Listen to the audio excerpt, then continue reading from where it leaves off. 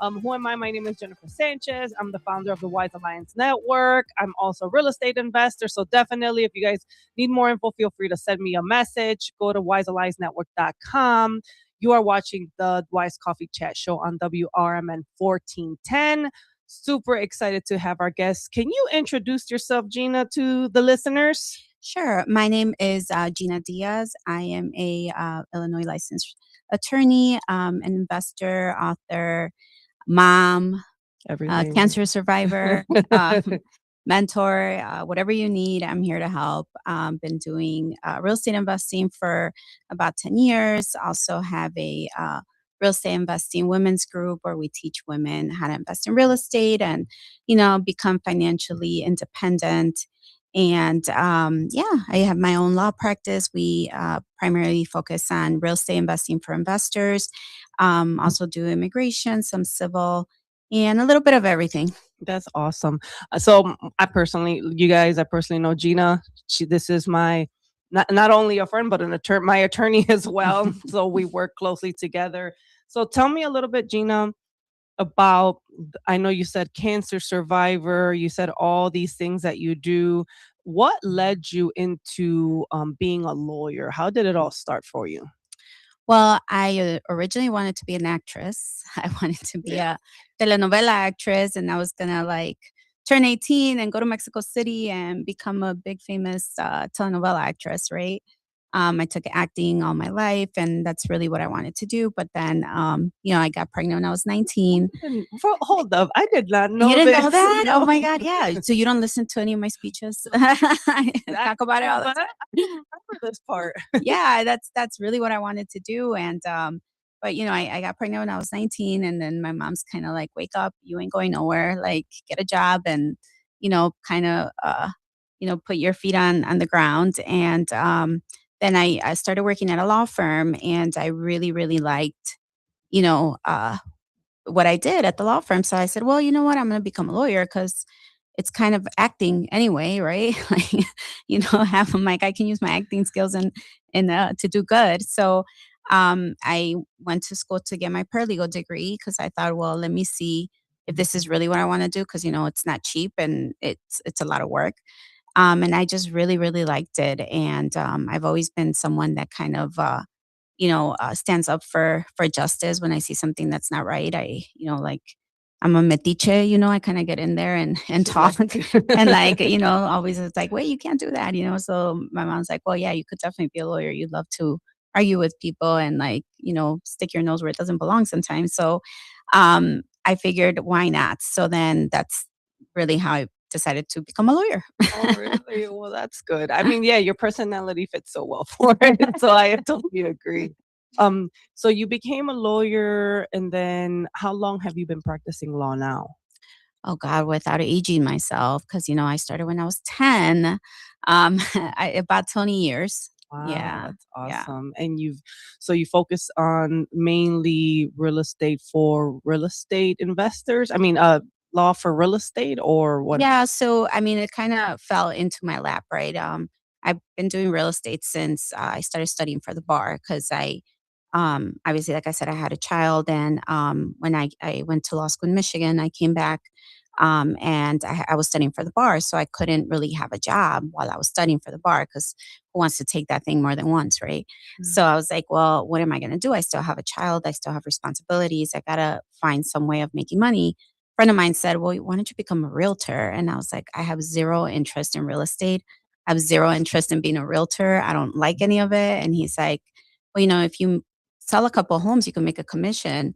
And I'm like, oh, wait, that could kind of get me through the summer while I study for the bar. So sure. So then I went and got my real estate license and I started learning about real estate. And then I was like, oh, this is kind of cool. I could do this.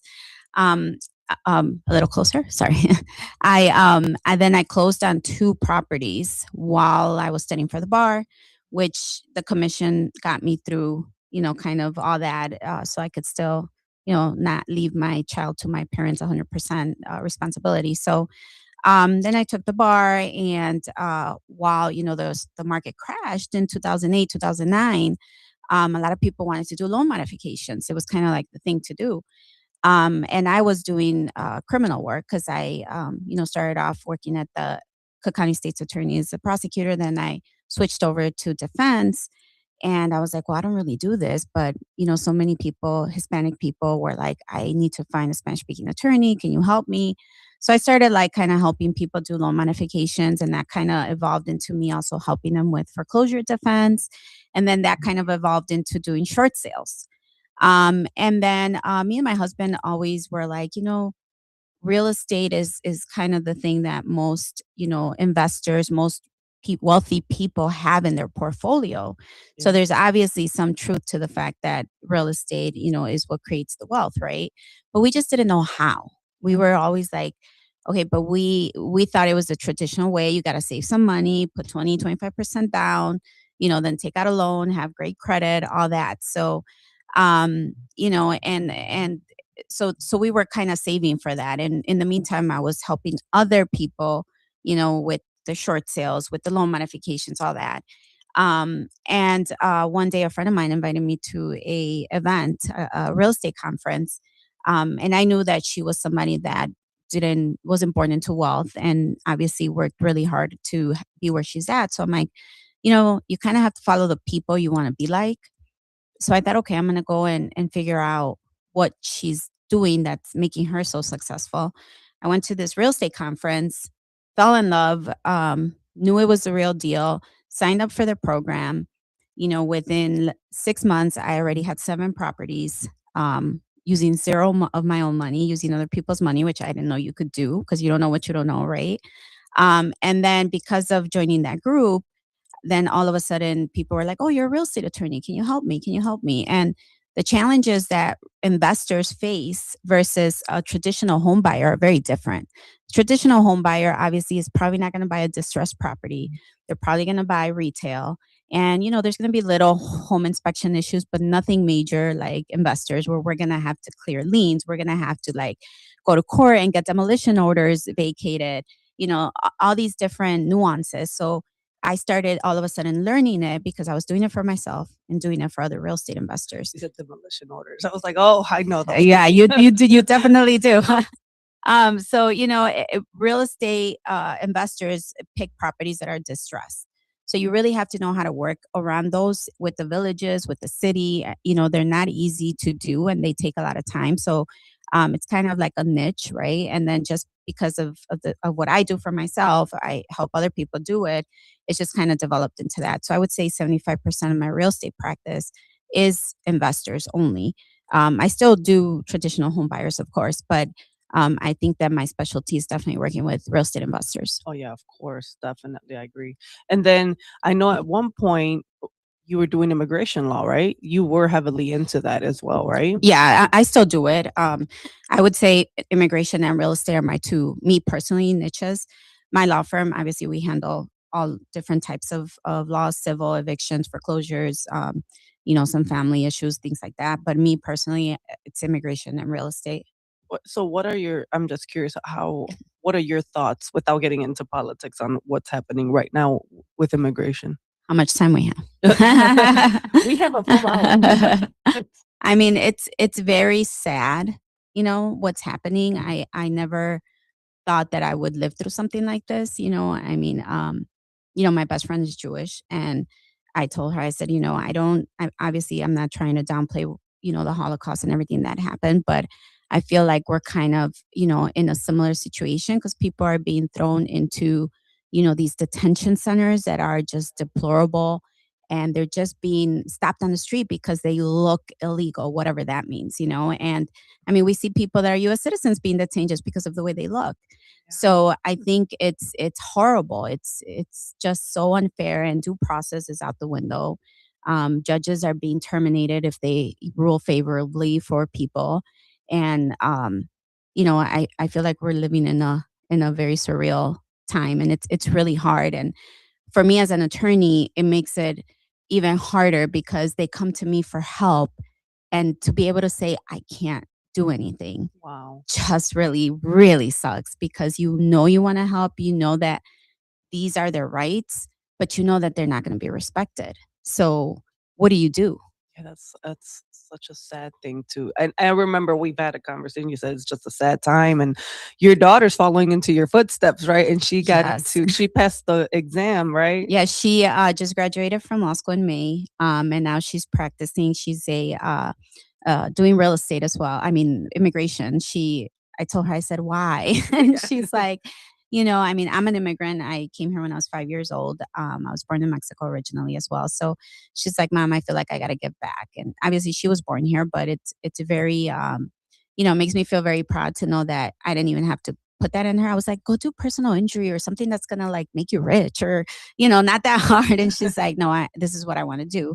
So she's doing immigration law right now as well. And I mean, she is starting to realize why I said don't do it because it's very heartbreaking. You want to help people. You really want to like be there, especially when you see people like 70-year-old people that have been here for 50 plus years. Oh, no. And, they stop to get gas at a gas station and now they're being detained because of the way they look. And they're 70 some years old. They don't even speak the language. They've been here their whole life. Now they're going to be detained at that age. It's just like, oh my God. Or the children that are Yeah. being like detained for no reason and they don't even know when you're asking them, where your papers, they don't even know what that means. Yeah, of And course. clearly they don't care. Yeah, yeah, that's sad. And I know you're vocal about it. That's why I'm asking. I've seen you post things on your social media platform. Um, so now I'm just curious, as your mom and you're watching, like you said something, you'd never really pushed law into your daughter. So they just watched you doing all this and she picked it up by herself, right? Yeah, I mean, I told her, I said, she wanted to do journalism, and Okay. she's a great writer and everything. So I told her, yeah, you should do that. But I did say, you should probably get a law degree first so that you can use that. But thinking it's just going to be something to add to her resume, she's not really going to practice. Yeah. But yeah, I'm very proud of her. Well, that's good. Yeah, no, she's awesome. So now, with everything that you're doing right now with the real estate, right, and the law, right, how do you balance it all? I know that's probably one of my biggest questions, right? Because you're a mom of three, a wife in real estate. I'm just real curious to know, like, what's your tip on balancing? If there is a balance, I don't know. Right? You don't sleep pretty much. You know, No, I mean, my husband's wonderful. He's also a real estate, a realtor and a general contractor. So his job is a little bit more flexible. He's mostly on the road a lot. So he helps out a lot. I'm an only child, so I get my parents all to myself and they also help out a lot. So they're actually in Mexico right now. So I'm babysitterless. oh, But we make it work. I mean, my children, they're already a little bit older. My youngest is 13, 15 and, 25. So my 25-year-old also helps a lot. So, we just kind of help each other and we just go with the flow. And I think I'm blessed that I can really work from home or, wherever I'm at, make it work. And I have wonderful people around me that it really does take a village. It really, really does. yeah, especially because I think the Hispanic household and Latino families, we're big on like family. We're big on having all the generations with each other, right? And Right. right, so like you said, your parents are there, your kids are there, right? Like Yeah. I'm sure when that happens, your kids will be hanging out, right? Like, Exactly, exactly. I mean, it helps to have, a wonderful support system for sure. I mean, I can't sit here and say I'm Wonder Woman. I do it all alone. I don't. I have a lot of help. I feel very blessed for that. And, you just kind of make it work. yeah. It falls into place somehow, some way. Absolutely. And I know that you've actually we you I when I threw a conference years ago, you're the one that convinced me to get into real estate, unfortunately. Usually it was you, so What do you you mean, were the unfortunately? I'm just playing. You're the reason. Look at how much financial freedom you have I now. know, it's great. But it's still very stressful. It Nothing comes. worth it in life is going to be easy, Yeah. and that's what I tell people when they're like, well, this is kind of hard, or I got to do this, and it's like, well, listen, you're going to feel better about it when you come out at the end because you put all that blood, sweat, and tears into it. You earned it. It wasn't just handed to you. At least for me, like everything I have in life, I've earned it. Nothing Yeah. has been handed to me. So it just feels that much more special. And the first time it may be hard, but I know you're like one on your third or fourth property already, and like it, I'm sure it doesn't feel the same way as it did with your first one. Yeah, no, for sure. It's better. Yeah, It yeah, gets you're right. yeah, Yeah, yeah, you're right. it gets better. Listen, It gets easier. it gets easier. So I know that when I had you speak at my conference years ago, the women's conference, you spoke on your story of the ovarian cancer and how you overcame that. So I know we're gonna take a break in a little bit, but how did you navigate that, or tell us a little bit about that story? Yeah, well, that's actually what made me finally get into real estate. It was just something unexpected. I had just had my youngest daughter, and I had like this horrible pain in my stomach that kept coming and going, coming and going. And, as women were busy, I had at the time I was doing criminal defense work, I had a big America's Most Wanted, profile case that I was gonna go to trial on. So I was like, get this baby out because I got trial to take care of, and I didn't go for my checkup after having my daughter because I was busy with work and I just didn't have time. And, I was at the gym training with I had gotten a personal trainer to, get back in shape. And um I just had this excruciating pain in my stomach again. And this time it just didn't go away. I ended up in the emergency room and they're like, "Oh, you have a 5-pound tumor on your left ovary." And I'm Oh, like, wow. "Okay, we'll take it out because I got trial. I gotta go."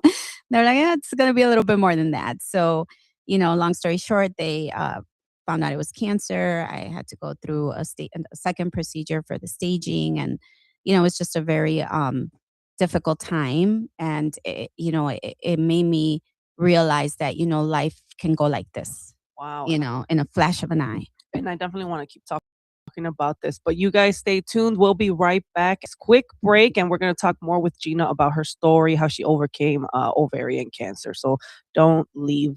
Stay tuned.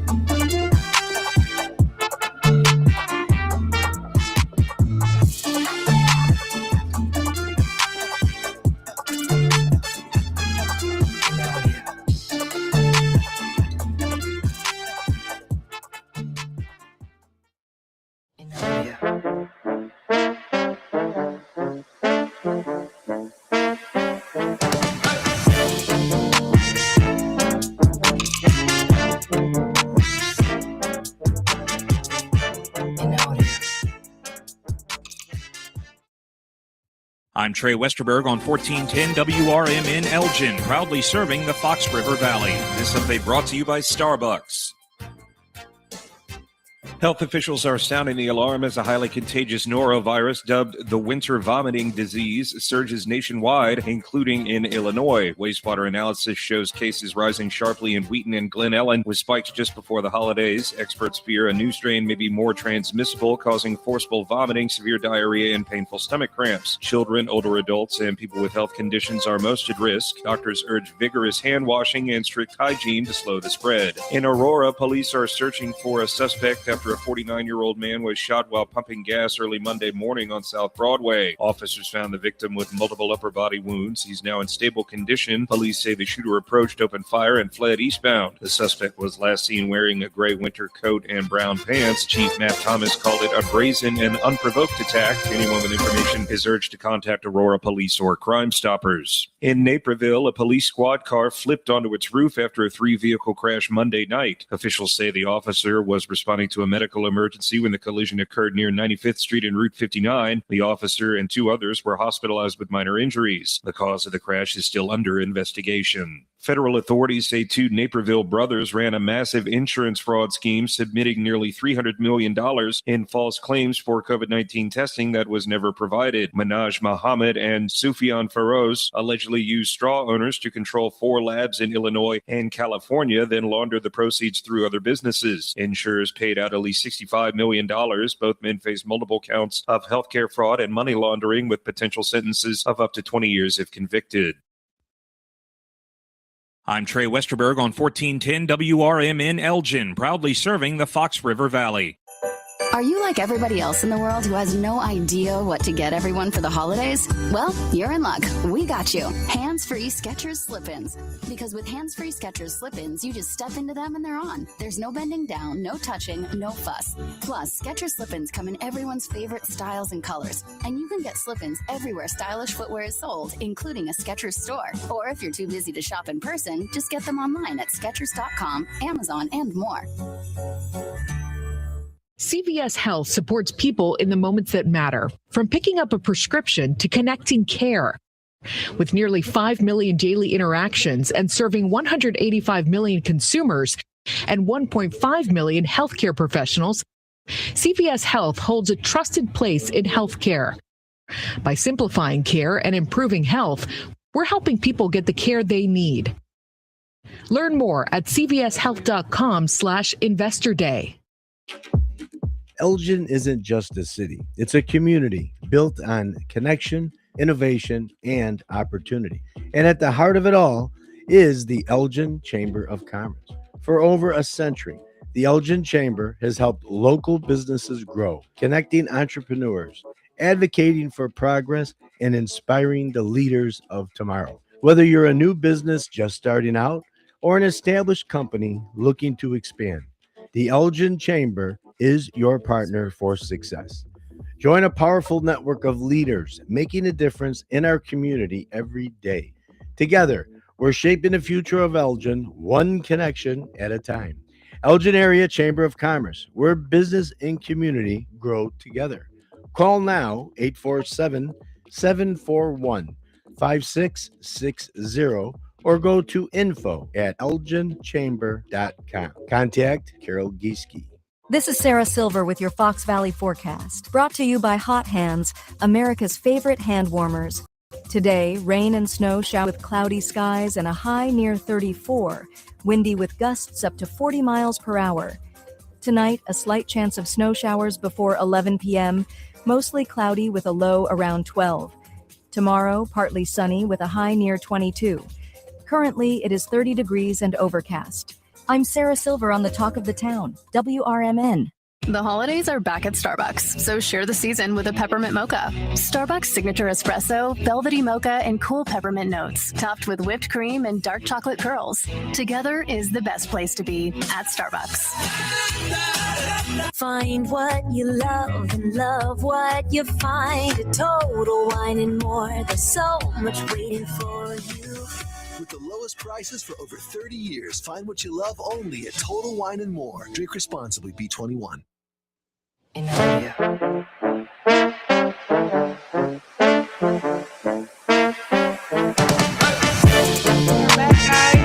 Thank you for chiming in. We're having this conversation with Gina Diaz, attorney. What's the name of the company? Diaz Case Law. Diaz Case Law. I should know this. But as we were conversating before we went on the commercial break, we were talking about her story of overcoming ovarian cancer, which is what actually led her into real estate. So I know the last thing that we were talking about is you were sharing how you were working out, you were training, and then you found out you had this mass. Can you keep talking more about that? Yeah, so I, ended up in that emergency room where they were like, you have this 5-pound tumor that, kind of grew from when I had my daughter. I always say, had I gone and made myself a priority and gotten my checkups and everything, maybe the story would be different, right? But it is what it is. And so at that time, I'm an only child. I have 3 daughters at this time, and I'm pretty much the breadwinner for my family. So it just kind of hit me like, what was to happen if I don't make it out of here? Like, what's going to happen with my children? What's going to happen with my parents? I mean, my husband, I'm sure he would have moved on eventually, even though he says he wouldn't. I'm like, yeah, right. Probably a year later, you'd have, remarried or something. Who knows? But, like I was really worried about, my parents, and my children, because they're women. Not that boys don't need their moms, but women, I think more so than boys, right? Like they need their mother there. So, I didn't have time to really like kind of dwell on it. I just kept thinking, oh my God, what am I going to do? How am I going to prepare? And luckily, by the grace of God, I made it out, and I've been cancer free for 10 years already. Thank God. And I changed my whole perspective on life. It wasn't just about like, oh, I'll save tomorrow or I'll get to this tomorrow. It's like, no, whatever I can do today, I'm going to do today, because tomorrow's not promised. It's not, guaranteed.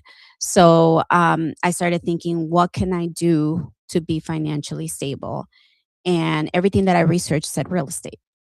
you know Real estate is the way to become financially independent, to be able to build your net worth, and to really have some cash flow, right? So everything just kind of fell into place after that. It just kind of goes to show how when you shift your mentality, you really do attract what you want in life, right? So I had started thinking a lot about this, doing my research, and then I just run into a friend of mine at an event that I didn't even want to go to, but I ended up going to. And from there, she's like, "Oh, come to this, real estate investment seminar, that conference that's happening next weekend." It was a Friday, Saturday, Sunday. It was a 3-day thing. And obviously for me as an attorney, Fridays and Saturdays are my, busiest days. So I'm like, if I'm going to take these 3 days off to go to this conference, they better not come out with some, here's an 800 number, a DVD, and give me 50K. Cause I know this story. yeah, because I told my friend, if they do that, I'm coming after you. You're going to pay me my 2 days. So it's just like, I promise you, you won't regret it. Just go. So I went, and I was kind of surprised that my husband even wanted to go, because we were just kind of over those type of things. But he's like, "Oh, let's give it a shot." I was like, "Okay." So we go, and it really was the best 3 days of my life. It changed my whole outcome in the way I thought and the way I saw things, because you don't know what you don't know. I always tell people this: you don't know what you don't know, and it's okay if you don't know. Like, none of us are born with all this knowledge, right? You get it somehow, whether it's through experiences, through talking to other people, but just be open to receiving it.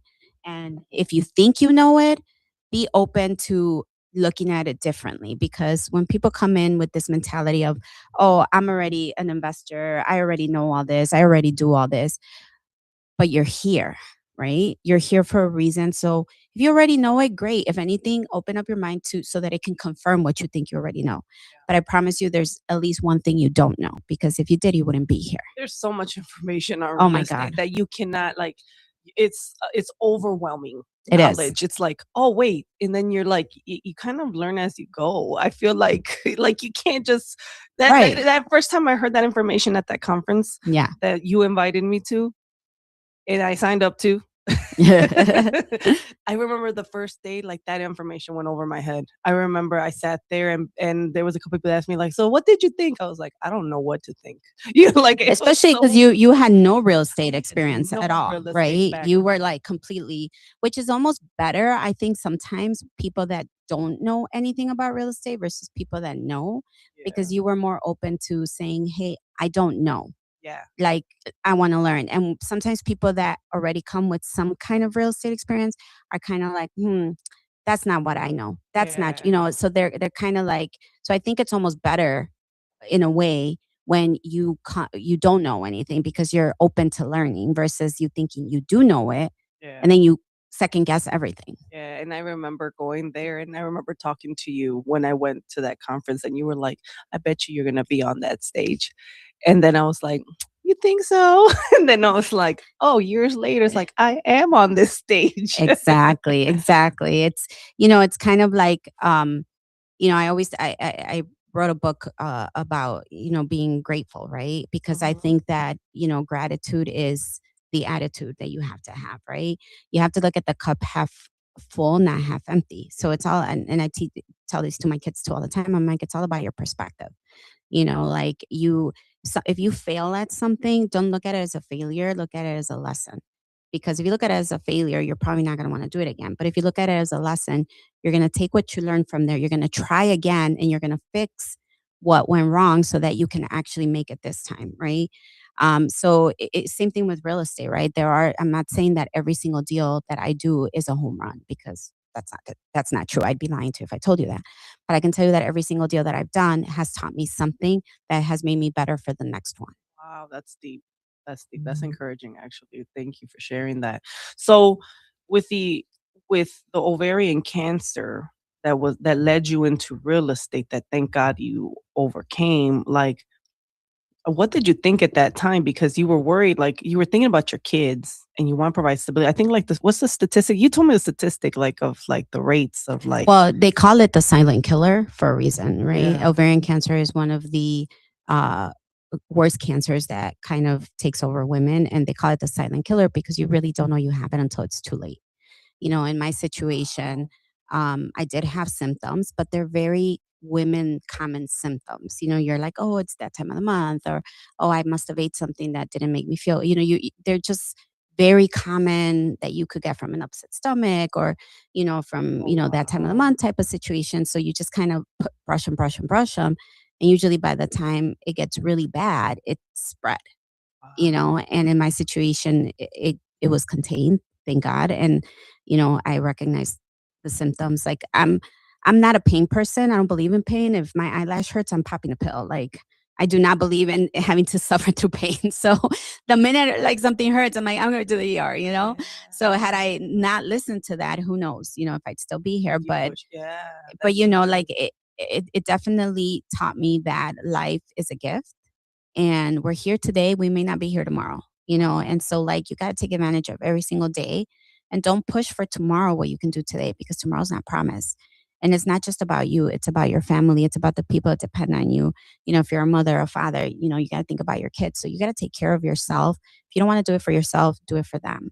And build their future. And we all, like, obviously when we have a family, we want them to do better than what we did, right?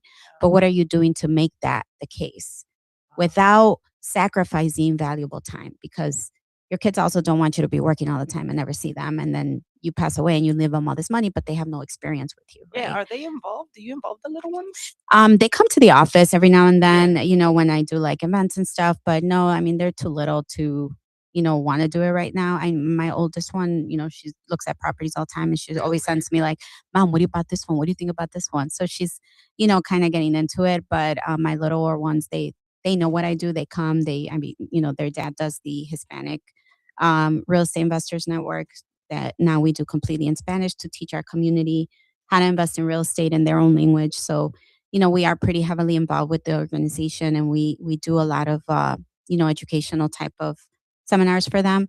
But, they at least know what we do, and they understand the value of a home.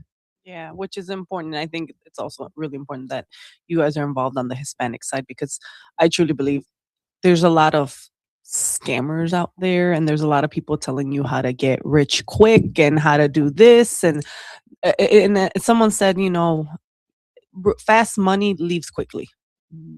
So how do you make it? How do you grow it and sustain it and keep it, right? Right. So, and our Hispanic community doesn't really get that information, right? There's Right. really, and they might get cheated. So I'm glad that this is what you're focusing in on, because there's not enough information out there for them. Really, there isn't. And it's heartbreaking to me when I hear stories of what people that had a little bit of money saved up, they linked up with a realtor or with somebody who already does real estate investing. Yeah. They lent them the money with nothing in writing, no documentation, because they saved the money under the mattress, so it was all cash.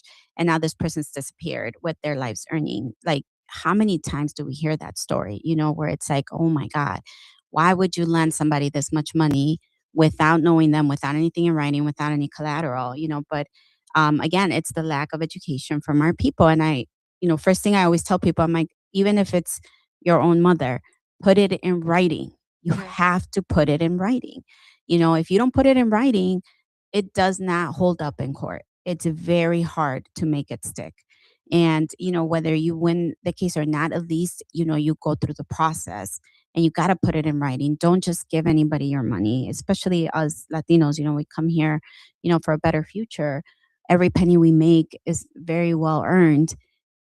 How are you just going to give it up like that? Yeah. Like it makes no sense. And so that's why we decided to, do it in Spanish so that, they can learn what we learn in English, but in Spanish, because, that's the language they understand better and they feel more comfortable with.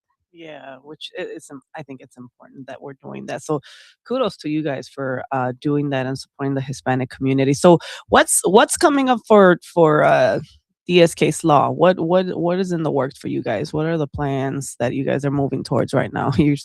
Yeah, well, I mean, we obviously keep growing, keep helping the community. We're doing a lot of training based on what's happening with immigration. It's just really hard because today is one thing, tomorrow it'll be a totally different thing. The way things are going, but I guess we're in for a rough 3 years more to come. So we're just kind of preparing for that, doing the best we can, expanding the Hispanic Investors Network. We have a conference coming up in Spanish, February, first weekend of February, Conferencia de Cash Flow. And then we have the English 3-day again coming up at the end of February. So we're pretty busy, just kind of trying to get as much education out there, especially right now, because people are scared. People are worried. People need to what do I do if I get detained? How do I make my money grow? How do I make it stretch? Unfortunately, yes, it's good to have some money saved up and put into, 401k and stuff like that, but it's not going to grow as fast as when you have an actual collateral attached to it. And that makes, not only your immigration case stronger, but it makes your cash flow better. It secures your asset. And that's how you become wealthy. You build upon you make your money work for you. I always tell people it's like it kind of works while you sleep, because every mortgage payment you make, you're that much closer to getting positive equity. You get cash flow, and you're just kind of saving it, and it keeps growing and growing and growing. So just trying to educate people as much as possible, and live life to the fullest, because again, you just never know. Yeah, no, that's great what you're doing right now. And then with all of that being said, I know there's also, are you guys still doing women investor networking events? Yeah, so we also do the women's networking, real estate networking events, where we basically kind of take everything that the English regular RIAs, Chicago RIA events do, but we just focus it towards women, because sometimes I think women we feel more comfortable around each other. Yeah. And Oh, this is a great question I got for you. Okay, I got a really quick question. I'm looking at Lori.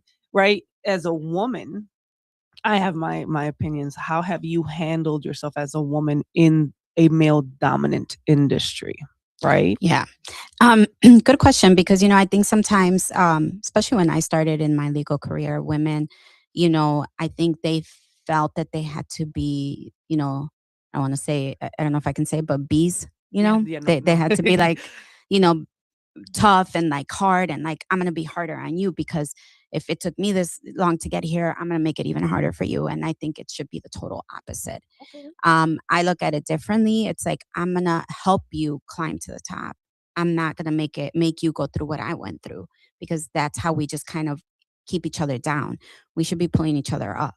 So I don't look at it any different. I don't go with the mentality of, oh, I'm just a woman. How am I going to make it? I'm just as equal as you are, because I know just as much as you do. My blood flows just like yours. We are equal. We're humans, man or woman. I don't care. If I don't know something, I just say, you know what? I'm really sorry. I don't understand that. Can you explain it again? I always tell people like, hey, don't be afraid to say you don't know. The only dumb question is the one you don't ask. So I don't, feel any different being a woman. Um, there are times that you can use it to your advantage, like I think, again, I look at the cup half full and half empty. Use it to your advantage, sometimes, because men may think that, oh, you're just a woman. I'm like, oh yeah, I'm just a woman. I'm not really sure. How do I do this? Whatever. If it's going to get the job done, it'll get the job done, use it to your advantage.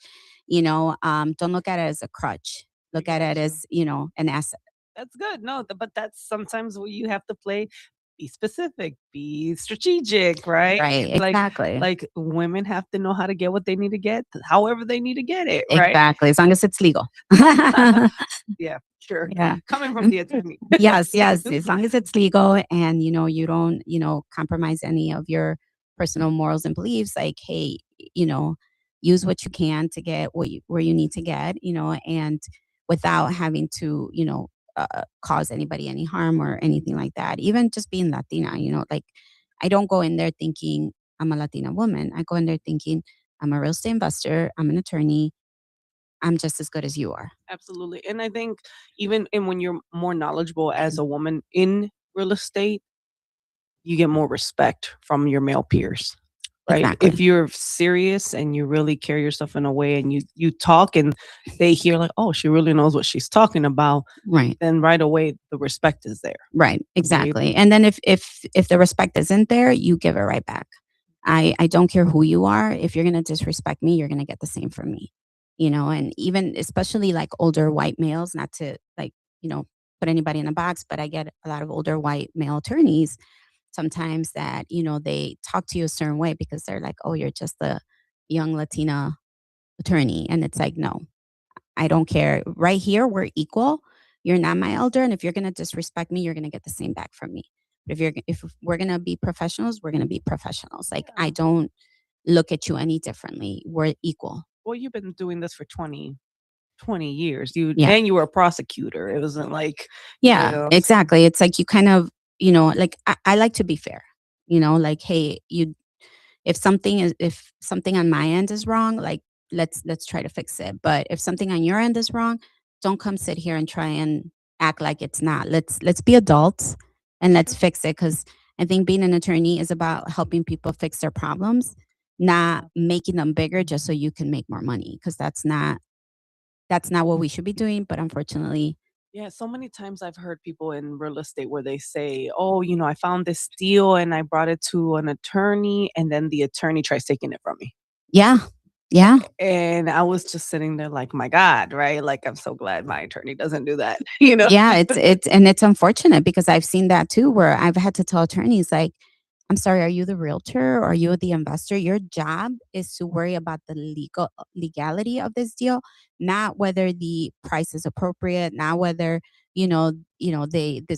this neighborhood is good or not. That's not your job. Stick to your job. But then you come to realize they're really trying to kill the deal because either they want to take it or they have somebody else they want to take it. And that's where you're just like, that is so unethical. That is not what you're supposed to do. And, unfortunately, I always tell people, especially investors, you got to pick the right attorney. That's true. Because if you don't pick the right attorney, your attorney can literally kill your deal. Wow. Literally, they can cause you to kill your deal because you put all your faith on them and they're telling you something that's not accurate. And now you're going to walk away from the deal. And guess what? A couple of weeks later, that same attorney's either going to pick up the deal or all of a sudden one of her clients picked up the deal. And all of a sudden, it's a good deal. Yeah. Oh, no. And I know exactly what you're talking about because there's been times that you've worked with me in a deal and you've saved the deal because the other end was acting crazy. And I was Right. like, oh my God. Yeah, it's a doggy dog world It sometimes. is, You wouldn't think. You'd is. think real estate boring. No. No, at all. Drama. It is very much so. So, I mean, I appreciate all the information that you're sharing because, I mean, it is a lot. And I think you're right, having the right attorney is critical for real estate deals. And I think even for the wholesaling component. Yeah. So many times I run across wholesalers who wholesale properties and they have no idea what the heck they're doing, nor does their lawyer know what they're doing. Yeah. And they're like, can I borrow your contract? I'm like, look, this is my lawyer. Go reach out to her and get the contract from her. This is the contract I use. Her information's on it. So, Yeah. but, there's so many times that they don't even have the right team to help them. No. And I get, so many attorneys that'll reach out and say, can you help me? I know you do these a lot. And I have no problem. I'll be like, sure. To me, they're not competition. We're colleagues. So, one day I may need something from them. So I try to, help as much as I can.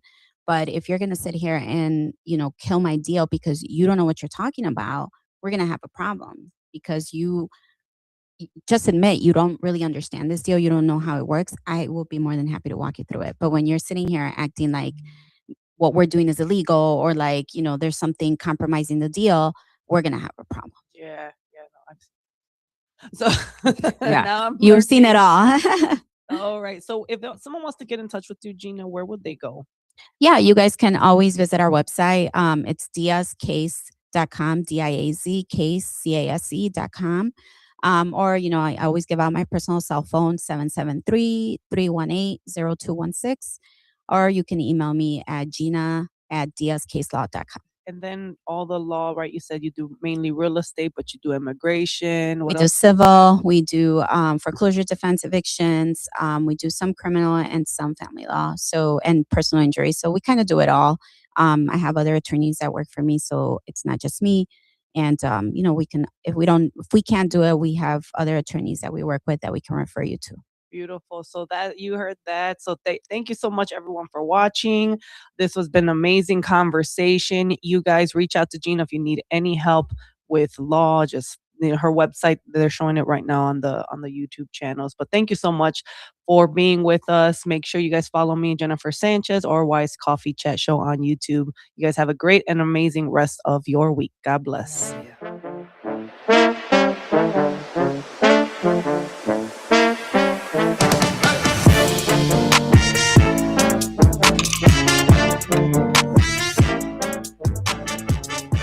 In audio. In